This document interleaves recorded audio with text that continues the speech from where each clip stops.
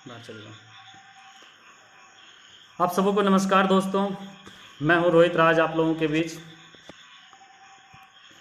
और आज हम लोग चर्चा करेंगे, जो हमारा विषय है आज का वो है ऑनलाइन शिक्षा की चुनौतियां और ऑनलाइन शिक्षा की प्रासंगिकता भारत में क्या है।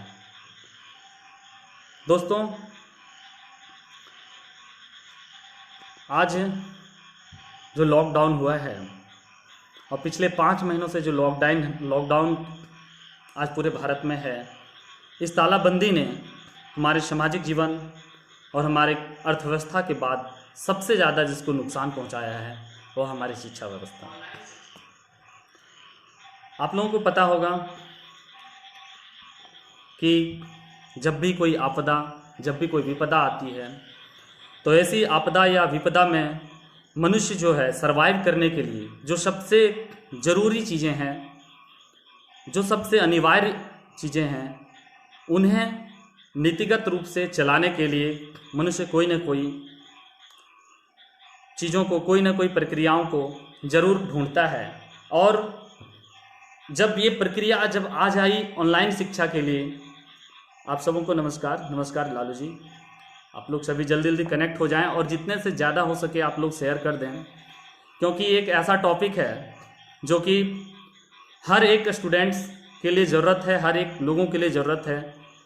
सभी लोग ज़्यादा से ज़्यादा लोग इसको देख पाएंगे, क्योंकि एक ऐसा टॉपिक है डायरेक्ट हमारे परीक्षा से जुड़ता है और हमारे दैनिक जीवन से भी जुड़ता है। तो आप लोग अधिक से अधिक लोग इसे शेयर कर देंगे। तो सबसे बड़ी बात है दोस्तों, जब भी कोई महामारी आती है, अभी जैसे कोरोना महामारी, कोई युद्ध आई, तो मानव जीवन को पलट के अदल बदल करके रख देती है।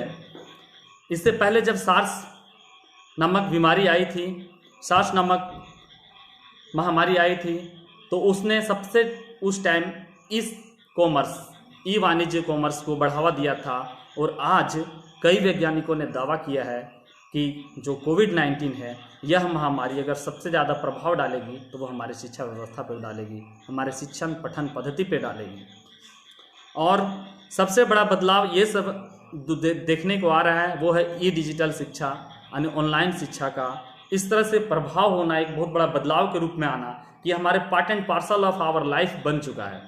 मैं आप लोगों को यहाँ पे कुछ बातें बताना चाहूँगा कि जब सदियों से हमारा भारत जो था वो गुरुकुल में पढ़ने पढ़ाने की परंपरा रही है, यानी यहाँ पे गुरुकुल में लोग शिक्षा दीक्षा ग्रहण करते थे। फिर कालांतर में विकास होते गया और गुरुकुल का स्थान हमारे कॉलेजेस ने, हमारे विद्यालय ने, स्कूल ने, यूनिवर्सिटी ने लिया।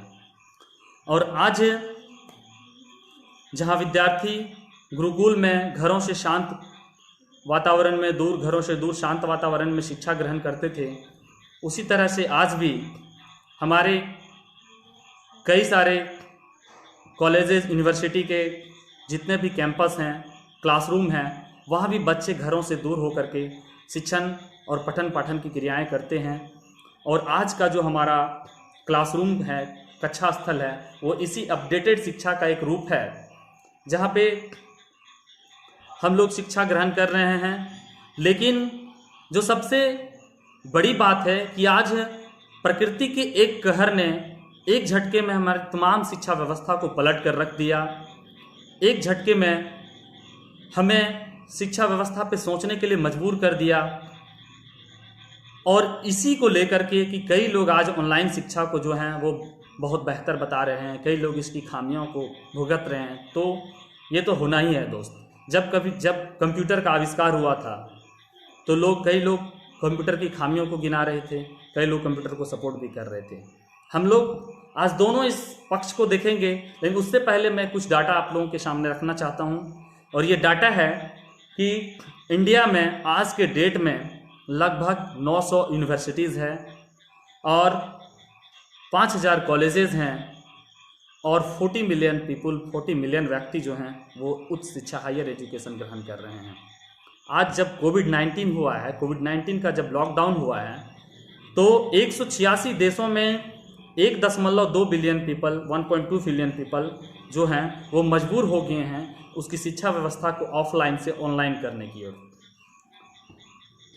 इसका एक प्रभाव जो देखने को मिला है, सबसे बड़ा प्रभाव अगर हम लोग कह सकते हैं कि ऑनलाइन शिक्षा का सबसे बड़ा बदलाव क्या हुआ है कि जो कॉलेज और यूनिवर्सिटी हमेशा फ़ोन स्ट्रिक्टली फ़ोन पे प्रोहिबिटेड, सख्त मनाही करते थे कि फ़ोन लेकर के आप कॉलेज कैंपस में नहीं घुस सकते हैं, वो आज बगैर मोबाइल के, बगैर ऑनलाइन, बगैर इंटरनेट के ये संभव हो ही नहीं पा रहा है। वो सारा कैंपस जो है वो मोबाइल तकनीक पर आधारित हो चुका है,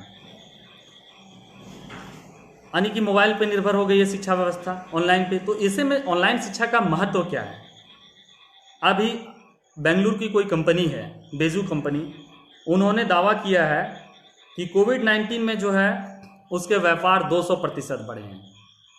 यानी कि आप सोच सकते हैं कि कोई भी महामारी में पता नहीं कितने तरीके से हमारे सभी प्रक्रियाओं को, सभी शिक्षा व्यवस्था को, सभी प्रकार की हमारी जितने भी आर्थिक क्रियाएं सबको पीछे ढकेल दिया, लेकिन जो ऑनलाइन शिक्षा प्रदान कर रहे थे ऐसी कंपनी काफ़ी बूम हुई और 200% उसके व्यापार में जो है वो उछाल हुआ है। तो एक बात था दोस्तों। दूसरी बात है कि लॉकडाउन जब हुआ तो आज हम लोग देख रहे हैं कि तकरीबन 5 माह हो गया और तकरीबन 5 महीने से जो है वो हमारी शिक्षा व्यवस्था, जितने भी कॉलेजेस हैं, यूनिवर्सिटी हैं, क्लासेस हैं, उसमें ताले बंद पड़ गए, सभी लॉक हो गए। और हज़ारों जो हमारे शिक्षक थे, जो एक कह सकते हैं कि शिक्षण पठन पाठन के लिए रोजगार में थे, जो बच्चों का मूवमेंट था, कॉलेज यूनिवर्सिटी, ये सारा बंद हो गया। और जब सारी शिक्षा व्यवस्था रुक गई तो कई देश के कई सारे जो भी शिक्षाविद हैं उन्होंने सबसे पहले इसको ऑनलाइन, इसको डिजिटल करने की प्रक्रियाओं पर जोर दिया।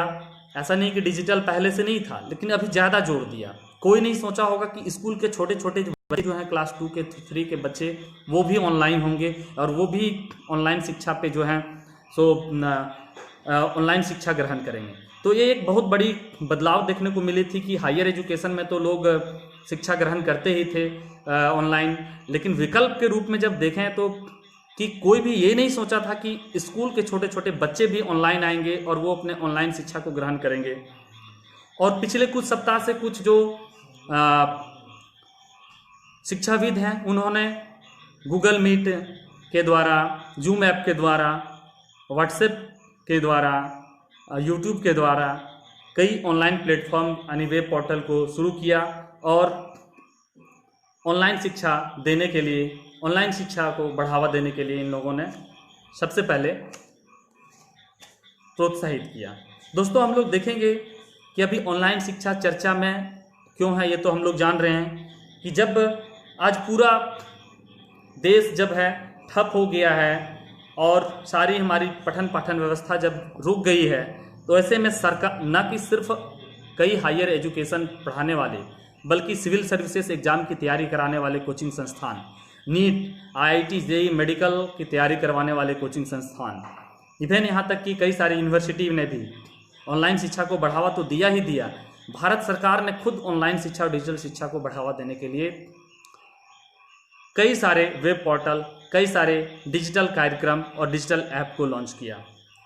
हम लोग पढ़ेंगे, सरकार भारत पढ़े ऑनलाइन एक अभियान को जारी किया, कार्यक्रम की शुरुआत की, ताकि जो ये सोशल डिस्टेंसिंग वाली एजुकेशन है, ठीक है, हम लोग क्लासरूम में होते हैं तो एक के पीछे एक बैठे हुए होते हैं, वहाँ पे कोई सोशल डिस्टेंस, कोई सामाजिक दूरी नहीं होती है, लोग एक दूसरे से आचार विचार, व्यवहार और विचार विमर्श करते हैं। लेकिन ये जो शिक्षा है, इस पे हम लोग जो है सामाजिक दूरी पर आधारित यह शिक्षा है, इसको बढ़ावा दे रही है सरकार।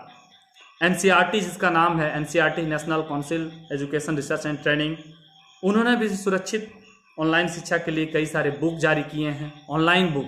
सोचिए कि भारत सरकार के साथ साथ कई हमारे शिक्षण संस्थागत शिक्षण व्यवस्था भी ऑनलाइन शिक्षा को बढ़ावा दे रही है। तो किस तरह से ऑनलाइन शिक्षा का महत्व है, ये हम लोगों को आज जानना चाहिए।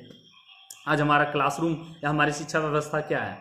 जहाँ पे हम लोग जिस स्कूल में पढ़े थे वहाँ पे काला एक श्याम बोर्ड, एक ब्लैक बोर्ड होता था, उसकी जगह आज एक वाइट बोर्ड ने ले ली है, स्मार्ट बोर्ड ने जगह ले ली है। जिस चौक से हम लोग लिखते थे उस चौक की जगह आज कई तरह के अपडेटेड मार्कर ने जगह ले ली है।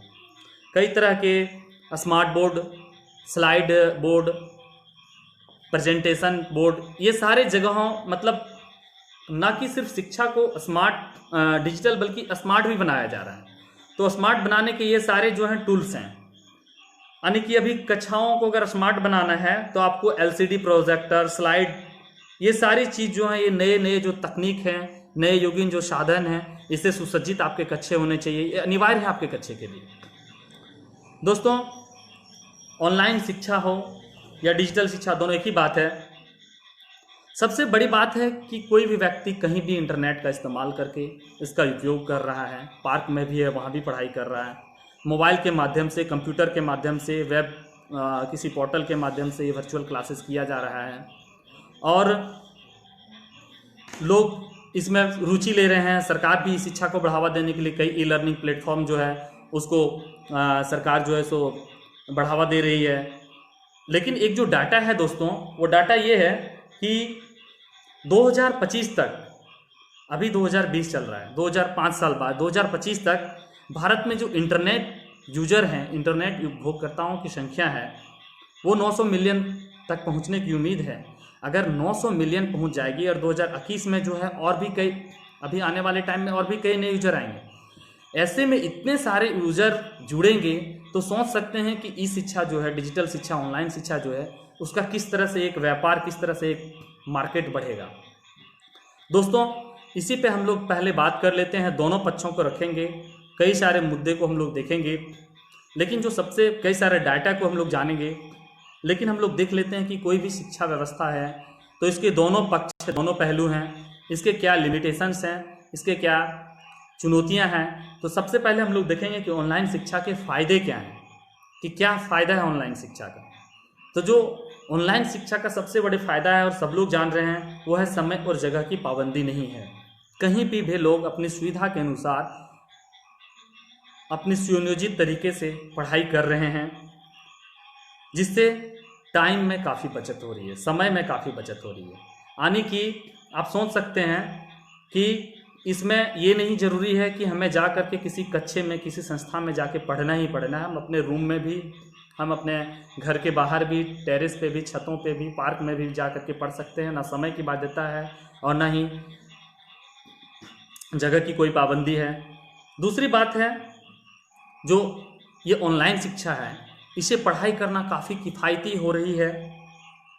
लोग किसी भी जटिल मुद्दे पे अपना जो है वो जानकारी जुड़ा लेते हैं, तुरंत वो अपना गूगल करते हैं, यूट्यूब करते हैं। दुनिया में तमाम तरह की जानकारी जो है वो यहाँ पे जुड़ी हुई है और लोग तमाम तरह की जानकारी, किसी भी जटिल मुद्दे की भी जानकारी ऑनलाइन शिक्षा के माध्यम से जुटा लेते हैं। इवन यहाँ तक कि यहाँ पर पुस्तक की किसी ज़रूरत नहीं है, किसी स्टडी मटेरियल की कोई ज़रूरत नहीं है, कोई पुस्तक, कोई स्टडी मटेरियल की कोई ज़रूरत नहीं पड़ रही है। और एक बार अगर हम किसी कोर्स को ऑनलाइन यूट्यूब पे सेव कर लेते हैं, वहाँ पे हम उसे सेव कर लेते हैं, तो उसे बाद में भी देख सकते हैं, वो स्टोर हो जाता है। तो इस तरह से हमें एक बार ऑनलाइन क्लास का वीडियो बन जाने के बाद उसका हम कभी भी इस्तेमाल भी कर सकते हैं। तो इस तरह से हम देख रहे थे कि ऑनलाइन शिक्षा का फ़ायदे क्या हैं, और कई भी फायदे हैं। और सबसे बड़ी फायदा है कि ऑनलाइन शिक्षा है बहुत सस्ती। दोस्तों, आपको पता होगा कि आज जो है उच्च शिक्षा, जो हायर एजुकेशन है, वो काफ़ी महंगी है। तो ऐसे में एक सस्ती शिक्षा, एक सुविधाजनक शिक्षा जो घरों में रह करके प्राप्त की जा रही है, ये ऑनलाइन शिक्षा के माध्यम से संभव हो पाया है। दुनिया के कई बेस्ट टीचर हो, दुनिया के कई बेस्ट लेक्चरर हो, प्रोफेसर हो, उन सब का जो है लेक्चर हम एक झटके में, उनके समझाने के तरीके, उनके बुझाने के तौर तरीके हमें जो हैं वो मिल पाते हैं। और ये ऑनलाइन शिक्षा के माध्यम से हमें संभव हो पाया है। इवन यहाँ तक कि कई सारे एनिमेशन हैं, टूल हैं, कई सारे डाटा हैं, उसके सहारे जो हैं हम लोग अच्छे से देखते हैं और बातों को अच्छी तरह से समझ पाते हैं। ये भी ऑनलाइन शिक्षा का एक बहुत बड़ा नमस्कार। आप लोग सब जुड़िए और हो सके तो शेयर कर दीजिए। इसके अलावा ऑनलाइन शिक्षा से जो अभी देख रहे हैं कि अगर सबसे बड़ी बात है कि कोटा बच्चे पढ़ने जाते हैं, पटना जैसे शहर जाते हैं, दिल्ली जैसे बेंगलुरु शहर जाते हैं, तो वहाँ पे सबसे बड़ी जो होती है रहने और खाने पीने की खर्च और कोचिंग खर्च है, ये भारी भरकम खर्च से ऑनलाइन शिक्षा से बचा जा सकता है। यानी कि हम इससे भी बच सकते हैं। लेकिन दोस्तों, जब किसी शिक्षा का फ़ायदा हो तो उसका कोई एक नुकसान, उसका एक नेगेटिव पक्ष भी होता है। हम लोग उस पर ध्यान देंगे। तो सबसे बड़ी बात है कि ऑनलाइन शिक्षा का जो नुकसान जो हो रहा है वो क्लासरूम का नुकसान हो रहा है। हम लोग दोस्तों क्लासरूम का क्या महत्व है इस पर हम लोग चर्चा करेंगे थोड़ी देर में। इसका जो सबसे नेगेटिव पॉइंट जो ऑनलाइन शिक्षा का जो है वो ये है कि बच्चे जो होते हैं वो क्लासरूम में बैठ करके अपने शिक्षक से जीवंत रूप में परिचर्चा करते हैं, आमने सामने अपने शिक्षक से बच्चे जो होते हैं वो किसी भी मुद्दे को लेकर के परिचर्चा करते हैं, उनमें संवाद होता है। तो उनमें कई लेवल पे कांटेक्ट होता है, कई लेवल पे संवाद होता है, जो कि ऑनलाइन शिक्षा में पॉसिबल नहीं है। यानी कि हम घर में रह करके जो पढ़ाई कर रहे हैं वो क्लासरूम वाली पढ़ाई से बिल्कुल अलग है। ऑफलाइन शिक्षा जो थी वहाँ पे बच्चे घरों से निकलते थे, सबसे पहले उसके माइंड में एक चीज़ होती थी कि हमें क्लासरूम पढ़ाई करने जाना है। वो तैयार होते थे, तैयार होते ही वो आते थे साइकिल से या फिर गाड़ी से या बस से, किसी भी चीज़ से आवे तो वहाँ पे कई दोस्तों से वो मुलाकात करते थे, कई दोस्तों से बातचीत करते थे, किसी भी मुद्दे पे चर्चा करते थे। तो उनमें सहमति भी होती थी, असहमतियाँ भी होती थी किसी मुद्दे को लेकर के। इस तरह से तर्क और वितर्क दोनों तरीके की बातचीत, वाद विवाद, बहस होते थे और उनमें कई तरह के जो है सो कौशल गुण डेवलप होते थे। और इस कारण से बच्चों का एक पर्सनैलिटी डेवलपमेंट होता था, जो कि दोनों तरह के पर्सनैलिटी डेवलपमेंट के लिए बहुत ज़रूरी है। लेकिन आज ये जो मशीनीकरण वाली जो शिक्षा है, आधुनिकीकरण जो शिक्षा है, इसमें ये संभव नहीं हो पा रहा है। ये केवल इन्फॉर्मेशन लेने तक सीमित हो जा रही है, केवल सूचना लेने तक सीमित हो जा रही है। दूसरी बात है कि अभी कुछ दिन पहले आप पेपर में पढ़े भी होंगे कि एक आया था कि सीबीएसई वाले को जो है वो एक याचिका दायर किए थे सीबीएसई वालों पर कुछ गार्जियन, कि उनके बच्चे जो हैं 7 से 8 घंटे, 6 से 7 घंटे लगातार जो हैं पढ़ाई कर रहे हैं मोबाइल पे, तो उनका जो है वो मानसिक रूप से बहुत ज़्यादा वो लोग बीमार हो रहे हैं। उनकी आंखों पे बहुत ज़्यादा, उनकी रोशनी पे बहुत ज़्यादा प्रभाव पड़ रहा है।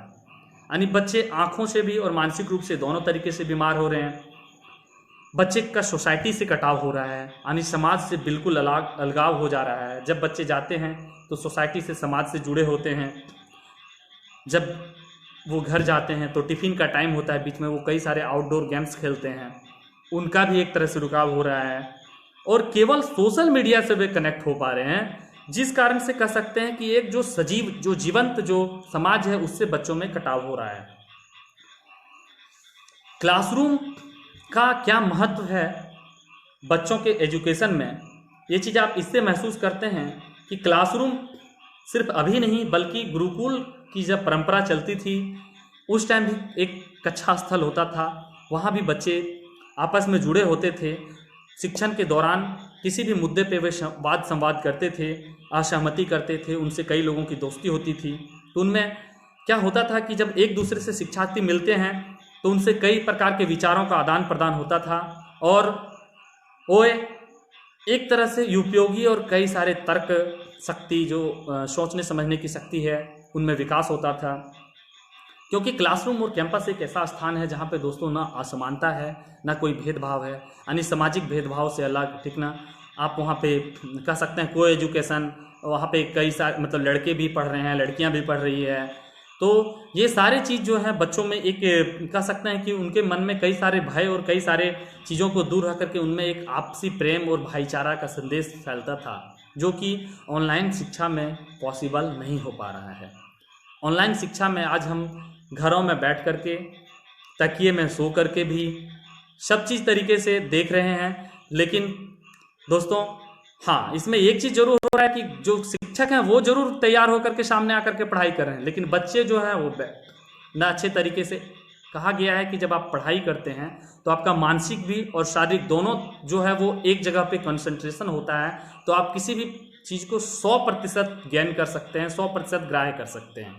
लेकिन एक साइंटिस्ट भी हैं, प्रख्यात साइंटिस्ट कस्तूरी राजन, उन्होंने कहा है कि जो सीखने समझने की जो ये उम्र है, इस उम्र को आप एक तरफा जो है मोड़ दे रहे हैं तकनीकी आधारित शिक्षा पे। तो इस तरह से बच्चों में जो है वो सभी प्रकार के चरित्र का विकास, पर्सनैलिटी, एक व्यक्तित्व का विकास नहीं हो पा रहा है। कई सारे नेट में अवांछित, अनवांटेड मटेरियल्स भी आ जाते हैं, बीच में ऐड आ जाते हैं, जो कि आपके कह सकते हैं कि कंसंट्रेशन को भंग करता है। तो जब क्लासरूम नहीं होगा, जब कैंपस नहीं होगा, और ऐसे स्थान के अभाव में क्या होगा कि ऑनलाइन और डिजिटल शिक्षा जो होगी, ये मशीनी आधारित शिक्षा, ये केवल हमें ज्ञान अर्जन करने की शिक्षा हो जाएगी, केवल सूचना संग्रह करने की एक जगह हो जाएगी। यहाँ पे सभी प्रकार के चारित्रिक विकास का नहीं हो पाएगा, क्योंकि दोस्तों शिक्षा का प्रथम लक्ष्य जो है वो है चरित्र का निर्माण करना, चरित्र का विकास करना, पर्सनैलिटी का डेवलपमेंट करना, जो कि इन ऑनलाइन कक्षा में बच्चों में संभव नहीं होता दिख पा रहा है। दूसरी बात है दोस्तों,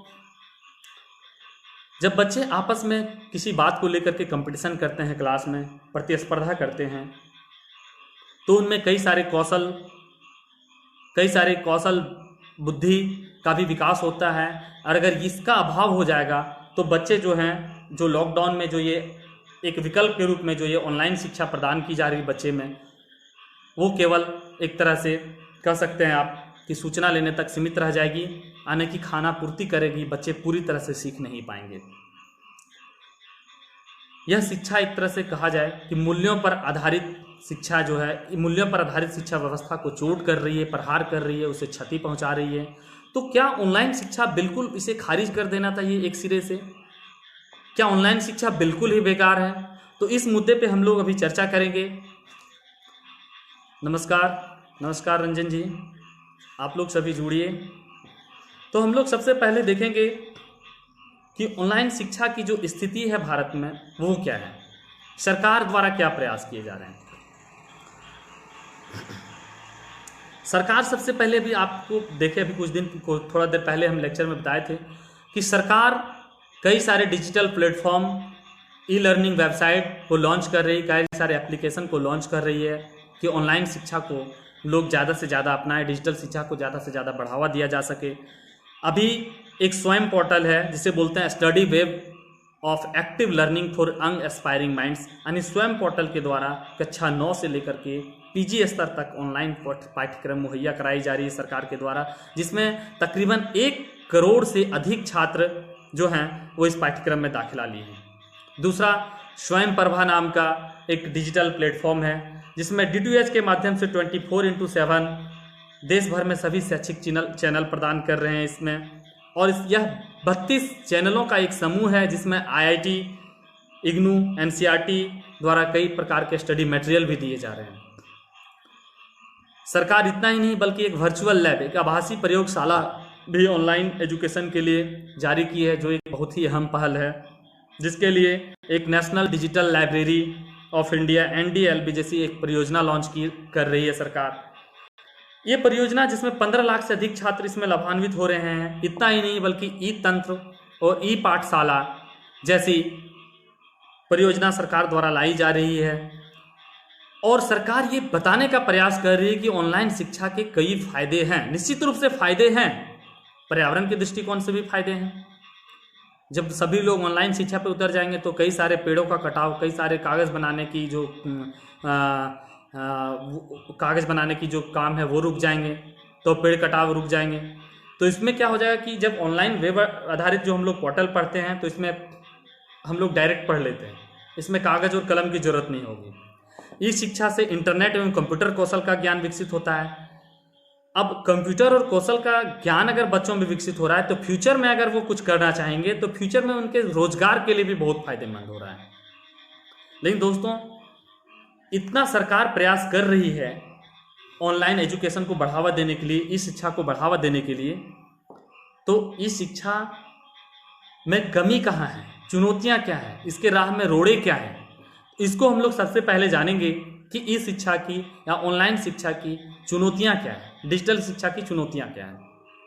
दोस्तों, इसको जानने के लिए अगर सबसे बड़ी बात अगर ऑनलाइन शिक्षा की चुनौतियों पर अगर हम लोग चर्चा करेंगे तो ये है खराब internet connectivity.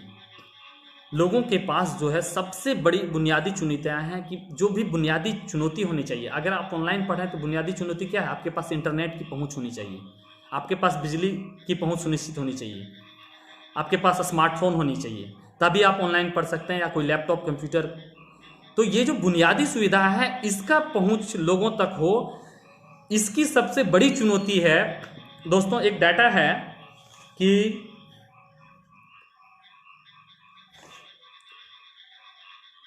Internet and mobile association of India, एक इसके तहत इसने डाटा दिया है कि मार्च 2019 तक भारत में 45 करोड़ आबादी तक ही इंटरनेट की पहुंच है। यानी आज 45 करोड़ आबादी ही जो है वो इंटरनेट का इस्तेमाल कर रही है।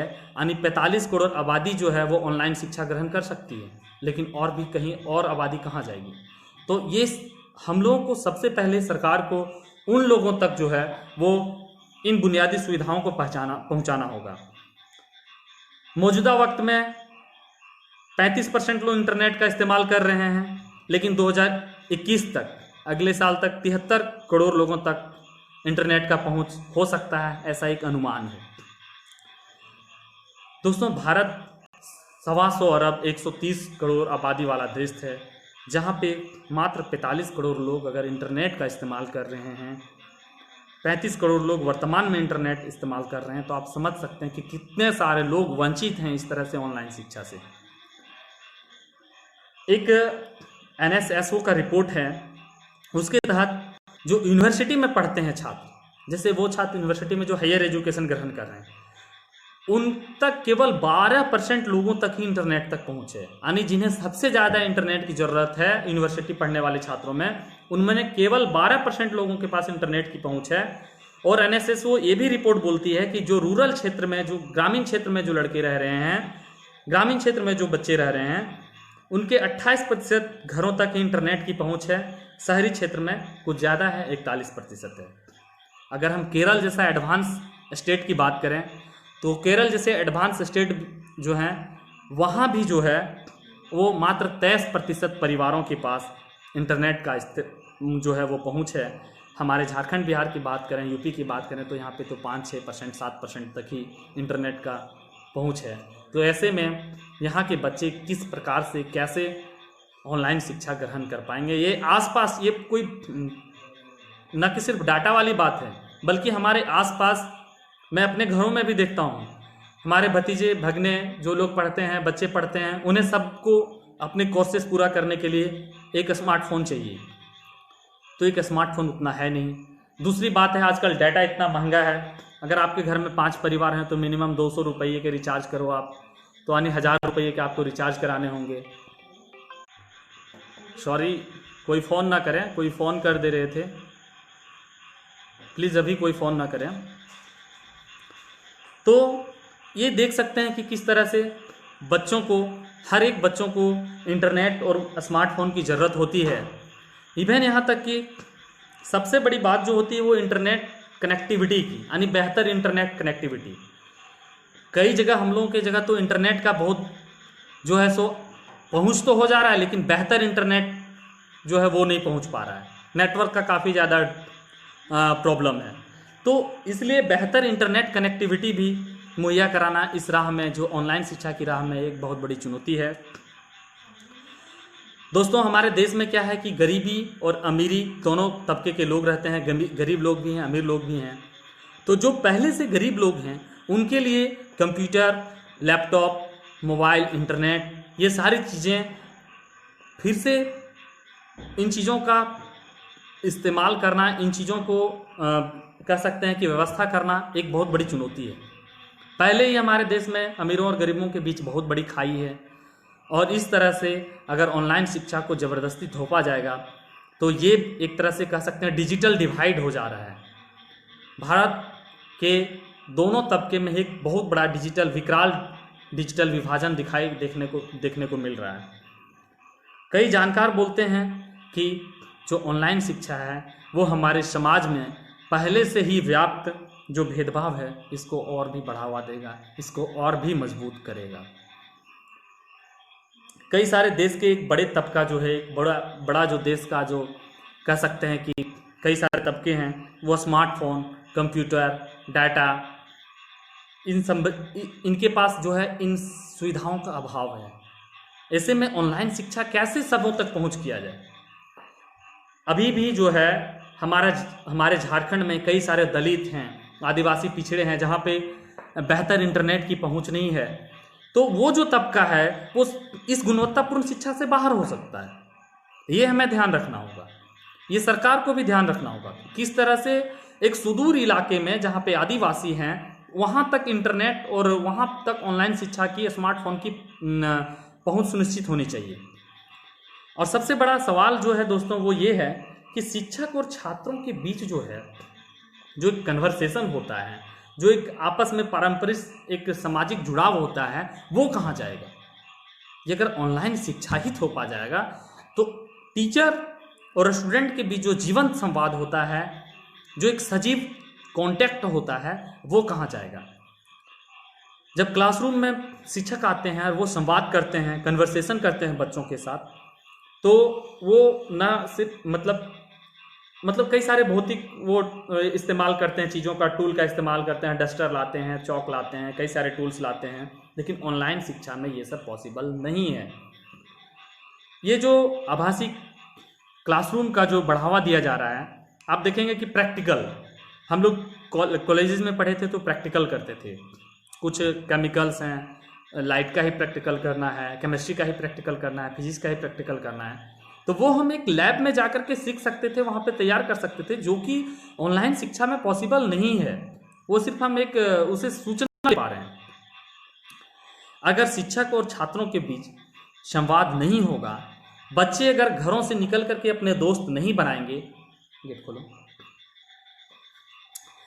अगर बच्चे अपने दोस्त नहीं होंगे, बच्चे समाज से कट जाएंगे बच्चों, तो इस तरह से क्या होगा कि एक शिक्षक जो है वो कई सारे बच्चों के साथ जो है वो संपर्क जो है संपर्क स्थापित नहीं कर पाएगा। तो बच्चों में क्या होगा कि एक कह सकते हैं अकेलापन महसूस होगा। छात्र अगर बिना शिक्षक और बिना सहपाठी के जब अकेलापन महसूस करेगा तो उन पे हो सकता है कि तनाव या टेंशन की प्रक्रिया भी हो जाए। कई अकेलेपन का हम लोग देखे हैं केस कि जब बहुत अकेलापन होता है तो वो अकेलापन जो बच्चों में वो डिप्रेशन और अवसाद का शिकार हो जाता है। और आप देख रहे हैं कि अभी अवसाद की क्या प्रक्रिया हो रही है हमारे देश में। डिप्रेशन से कई सारे अलगाव और अकेलेपन से कई सारे सेलिब्रिटी तक आज अपनी ज़िंदगी से हाथ धो दे रहे हैं। तो बच्चों में तो ये आम बात है। कई सारे बच्चों से हम खुद जाकर के जीवंत रूप में संपर्क स्थापित किए हैं, उनसे पूछताछ किए हैं, तो उनका जो अभी सबसे बड़ा साथी है वो मोबाइल है। यानी कि उनके घर के गार्जियन के पास भी ये टाइम नहीं है और शिक्षक तो उस तरह से संवाद कर नहीं पाते हैं। बच्चों में उनके फ्रेंड्स, उनके दोस्त, सहपाठी बन पा नहीं रहे हैं। तो बच्चों में एक टेंशन, एक डिप्रेशन बढ़ता जा रहा है। तो इस तरीका से अकेलेपन के कारण डिप्रेशन और अवसाद से वे ग्रसित हो सकें, यह एक बहुत बड़ी समस्या है ऑनलाइन शिक्षा की राह में। अभी कई शहरों में क्या है कि जो है सो ऑनलाइन शिक्षा के लिए जूम ऐप के द्वारा या गूगल मीट के द्वारा जो है वो ऑनलाइन शिक्षा को बढ़ावा दिया गया, लेकिन इसमें भी कई सारे इसमें तकनीकी समस्या आ रही है। नेटवर्क का सबसे बड़ा समस्या है, प्राइवेसी की समस्या है। शिक्षक छात्र दोनों में एक प्राइवेसी जो होनी चाहिए वो प्राइवेसी की चुनौती आ रही है।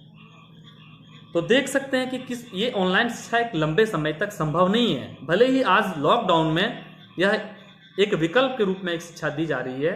हाँ, हायर एजुकेशन के लिए जो उच्च शिक्षा है वहाँ पे आप पैरेलल चला सकते हैं, लेकिन जो लोअर एजुकेशन है, जो स्कूली शिक्षा है, वहाँ से ले करके कॉलेज लेवल तक जो है वो ऑनलाइन शिक्षा जो है ऑफलाइन शिक्षा ही ज़्यादा कारगर सिद्ध होती है। हाँ, ऑनलाइन शिक्षा वहाँ पे एक ऑप्शन के रूप में, एक पैरेलल शिक्षा के रूप में हो तो बहुत बढ़िया होगी। दोस्तों, सबसे बड़ी बात हम अपने घरों में ही देखें तो इंटरनेट कनेक्शन के बाद कहीं इंटरनेट की स्पीड नहीं है, तो कहीं बिजली नहीं है, तो कहीं घरेलू इंटरनेट नहीं है। जब इन सारी समस्या है तो इन सारी समस्याओं का क्या राह हो, आगे क्या प्रयास किया जाना चाहिए कि ऑनलाइन शिक्षा को ज़्यादा कारगर साबित किया जा सके। तो इसके लिए हमें सबसे पहले क्या, ऑनलाइन शिक्षा देखिए आइडियल नहीं है, आदर्श नहीं है, लेकिन ये जरूर एक शिक्षा जो है, यह शिक्षा जो है वो एक तरीके से कह सकते हैं कि ऑप्शन के रूप में, वैकल्पिक रूप में बहुत बेहतर है। लोग बोलते थे पुराने ज़माने में, हमारे जब हम लोग बच्चे होते थे तो बोलते थे नो नॉलेज विदाउट कॉलेज। यानी अगर आप कॉलेज नहीं गए, कैंपस नहीं गए, यूनिवर्सिटी नहीं गए तो आपको अच्छे तरीके से नॉलेज नहीं। ये सही बात है। दोस्तों, हमारे देश में कई सारे पर्याप्त स्कूल कॉलेज उपलब्ध नहीं हैं, इसलिए ऑनलाइन शिक्षा व्यवस्था को सिर्फ और सिर्फ वैकल्पिक रूप में और पूरक दोनों रूप में समझा जा सकता है।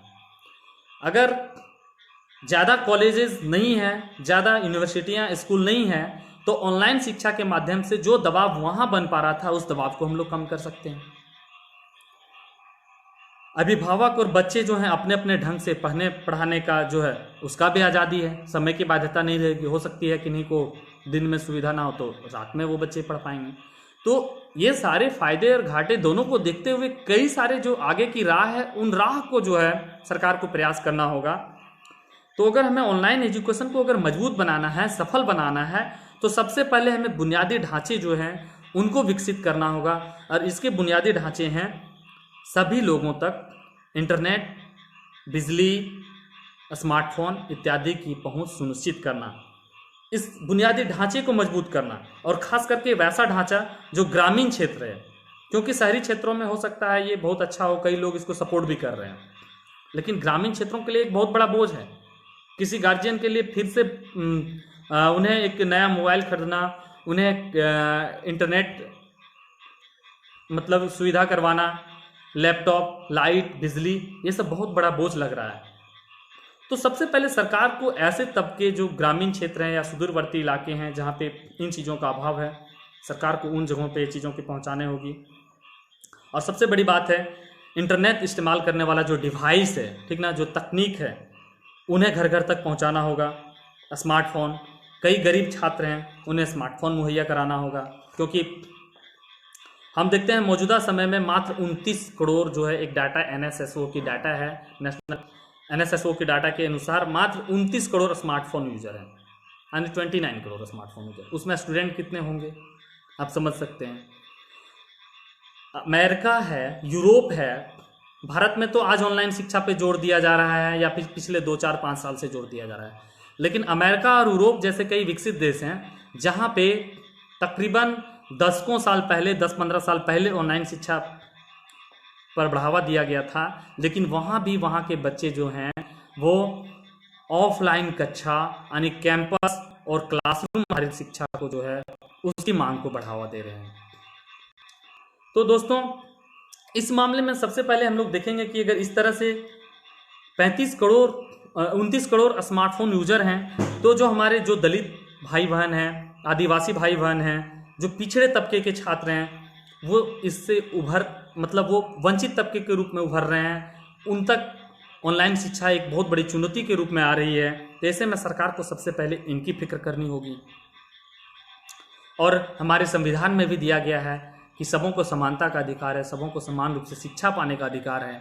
तो सामाजिक न्याय भी यही कहता है कि सरकार ऐसे छात्रों का डाटा कलेक्ट करे, आंकड़ा संग्रह करे और उन्हें सस्ते स्मार्टफोन उपलब्ध कराए, क्योंकि इसके बिना भारत के अधिकांश संस्थान जो हैं वो ऑनलाइन शिक्षा की बात को सोचना ही संभव नहीं होगा। दोस्तों, आज जब लॉकडाउन हुआ तो आप देखें कि कई सारे मजदूर का डाटा भी खुल के आया कि इतने मजदूर बाहर रह रहे हैं, लेकिन ऑर्गेनाइज एक संगठित क्षेत्र के मजदूर का डाटा सामने आया। असंगठित क्षेत्र के कितने लाखों करोड़ों मजदूर जो हैं वो बाहर हैं, जिनका डाटा सरकार के पास नहीं आया और सरकार उन्हें मदद करना चाह रही थी।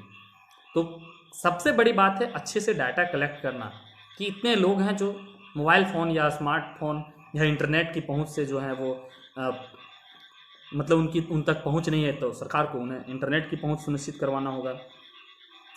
दोस्तों, जो डिजिटल शिक्षा है उसे दूरी, समय और संसाधन की बचत वाला साधन माना जाता है, यानी इसमें दूर से भी रह करके पढ़ाई किया जा सकता है, जैसे डिस्टेंस एजुकेशन में भी किया जा सकता था। इसे समय की बचत वाला साधन माना जाता है, संसाधन की बचत वाला साधन माना जाता है। तो भविष्य कैसे ऑनलाइन शिक्षा में हो, इस भविष्य की राह को देखते हुए हमें डिजिटल क्रांति अपनानी होगी। और डिजिटल क्रांति के लिए फिर इन्हीं सारे तरीके जो बताए गए हैं, इंटरनेट की पहुंच, स्मार्टफोन की पहुंच, इन्हें मजबूत करना होगा। दोस्तों, सरकार जो है वो कई सरकारी अभियान चला रहे हैं, जैसे डिजिटल इंडिया कार्यक्रम चला रही है। तो इसे बहुत अच्छे तरीके से भारत सरकार को इसे व्यवस्थित तरीके से क्रियान्वयन करने की ज़रूरत है। अगर सभी प्रयास को एक तरीके से समग्र रूप से हम लाएंगे तभी हम ऑनलाइन शिक्षा व्यवस्था को सफल बना सकते हैं, वरना ऑनलाइन शिक्षा किस प्रकार से एक भारत के बहुत बड़े तबके को उन तबके तक नहीं पहुंच पाएगी, ये बहुत बड़ी चुनौती है। और भी कई सारे इसमें मुद्दे हैं जिसे आप देख सकते हैं कि क्लासरूम और कैंपस का क्या महत्व है, ये बताया गया। तो आप लोग, कई सारे लोग देख रहे हैं, कई सारे सीनियर्स हैं, कई सारे बुद्धिजीवी लोग जुड़े हुए हैं, कई सारे संचालक लोग जुड़े हुए हैं। तो उनसे मेरा यही होगा कि आप भी ऑनलाइन शिक्षा का क्या हो, कितना इसका महत्व हो। अभी जब हम ये लाइव सेशन शुरू करने वाले थे, उससे पहले हमारे दो मित्र ने 2 सवाल किया था। पहला, जितेंद्र जी ने एक सवाल किया था, क्या ऑनलाइन शिक्षा जरूरी है या नहीं है, सो बताइए। और अगर जरूरी है तो फिर इसकी बुराइयां क्यों ढूंढते हैं। तो दोस्तों, ये तो बात सत्य है, ठीक ना। किसी भी चीज़ जो है उसका जो है वो नेगेटिव पक्ष भी होता है और पॉजिटिव पक्ष भी होता है। दोस्तों, मैं बताता हूँ आप लोगों को,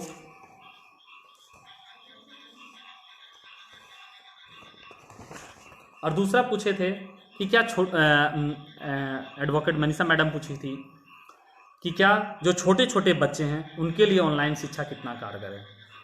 तो ये मेरा व्यक्तिगत रूप से मानना है कि जो छोटे बच्चे हैं जिन्हें स्कूल पढ़ना होता है, उनके लिए ऑनलाइन शिक्षा बहुत फायदेमंद नहीं है। उनके लिए क्लासरूम और कक्षा स्थल में दी जाने वाली शिक्षा सबसे ज़्यादा कारगर है, क्योंकि वहाँ उन्हें बहुत कुछ सीखने को मिलता है। उन्हें कई सारे डायमेंशन, उनके कई सारे विकास होते हैं, उन्हें कई सारे जो है वो कह सकते हैं कि आप लोगों से अपने दोस्त बनाने के मौके मिलते हैं, समाज से लगाव करने का मौका मिलता है। उन्हें स्कूल के बीच में गैप में आउटडोर गेम्स सीखने का मौका मिलता है, प्रकृति से, वातावरण से जुड़ने का मौका मिलता है, शिक्षक से, मैडम से, सभी लोगों से पढ़ने, अलग अलग तरीके से पढ़ने से। तो बच्चों जो निम्न स्तर की शिक्षा है, जो लोअर एजुकेशन है, वहाँ पे ऑनलाइन शिक्षा बहुत कारगर नहीं है। हाँ, जो हायर एजुकेशन है, कॉलेज यूनिवर्सिटी में पढ़ने वाले छात्र हैं, उनके लिए ऑनलाइन शिक्षा जरूर फायदेमंद है। तो इस तरह से इसका ये दोनों पक्ष था। दोस्तों, आप लोग, कई लोग देख रहे हैं, आप लोग भी एक तरह से चाहें तो आप लोग भी कमेंट सेक्शन में बताएं कि ऑनलाइन शिक्षा का क्या नेगेटिव पॉइंट है, क्या पॉजिटिव पॉइंट है, इसके लिए क्या चुनौतियां हैं और भविष्य में आगे इसके क्या राय हैं, सरकार को क्या प्रयास करना चाहिए, अभिभावक को, छात्रों को क्या प्रयास करना चाहिए, ताकि जो हमारे शिक्षा व्यवस्था जो समग्र रूप से चली आ रही है, जो परंपरा चली आ रही है, उसमें कोई बदलाव ना आए। कोरोना आज है, कोरोना कल खत्म हो जाएगा, लेकिन शिक्षा व्यवस्था जो है वो सदियों तक चलेगी और सदियों तक रहेगी। तो हमें इन्हें बचाना है, हमें इन्हें अच्छे तरीके से सॉल्व करना है। दोस्तों, तो आप लोग कमेंट सेक्शन में ज़रूर बताइएगा ऑनलाइन शिक्षा के और भी क्या पॉइंट्स हैं, क्या होने चाहिए, क्या इसके भविष्य में राह होने चाहिए। ठीक है दोस्तों, आज का सेशन इतना ही। फिर आगे हम लोग examhai.com फेसबुक पेज पे पुनः आएंगे। यह examhai.com फेसबुक पेज एक बहुत ही अच्छा एजुकेशन पोर्टल है। लगातार यहाँ पे कई सारे टेस्ट, कंपटीशन, मॉक टेस्ट और स्टडी मटेरियल, करंट अफेयर्स लोगों को प्रभावित किए जाते हैं समय समय पर, कई सारे ट्यूटर्स के द्वारा, कई सारे फ्रेंड्स के द्वारा, कई सारे सीनियर एस्पायरेंट्स के द्वारा तैयारी करने की पद्धति, कंपटीशन तैयारी करने की पद्धति, कंपटीशन तैयारी करने के तरीके को बताया जाता है। तो आप लोग ज़्यादा से ज़्यादा ऐसे इस पेज से जुड़ें और इसका लाभ उठाएं। ठीक है दोस्तों, मिलते हैं, तब तक आज के लिए शुभ रात्रि, गुड नाइट।